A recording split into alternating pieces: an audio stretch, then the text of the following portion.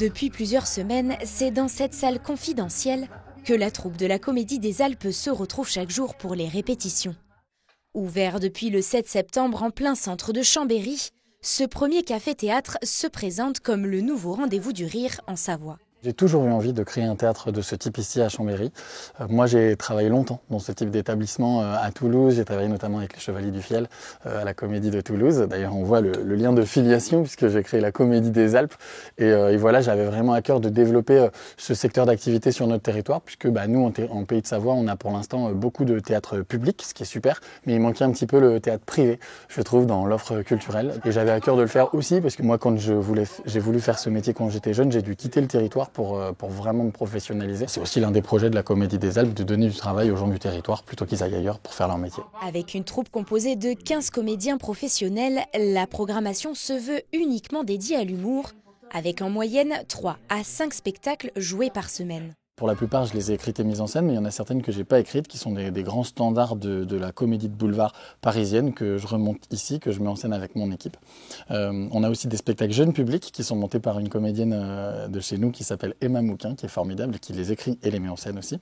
Donc on a en fait une dizaine de créations originales, jeunes publics et tout public, plus 3-4 comédies parisiennes qu'on remonte ici. Ce jour-là, à quelques heures de l'ouverture au public, place au filage du Malade malgré lui d'à peu près Molière. Une pièce où l'intrigue se présente comme un subtil mélange du médecin malgré lui et du malade imaginaire.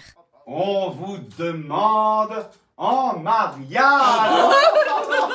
C'est écrit d'une manière très comique, à la façon un petit peu Monty Python, un peu à la Chabat. Donc c'est l'histoire d'une jeune fille qui va être mariée par son père, qui veut la marier à un émir.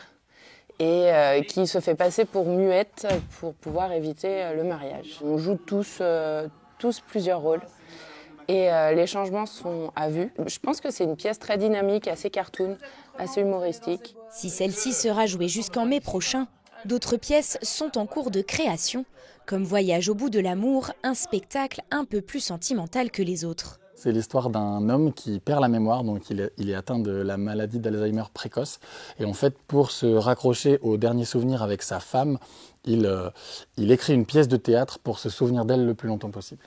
Voilà, donc c'est une histoire qui est très romantique et qui, moi, me parle beaucoup. Outre les comédies, le café-théâtre mise aussi sur le stand-up avec la venue d'humoristes renommés. Parmi les têtes d'affiche à venir, Donnell Jacksman ou encore Blandine Lehoux.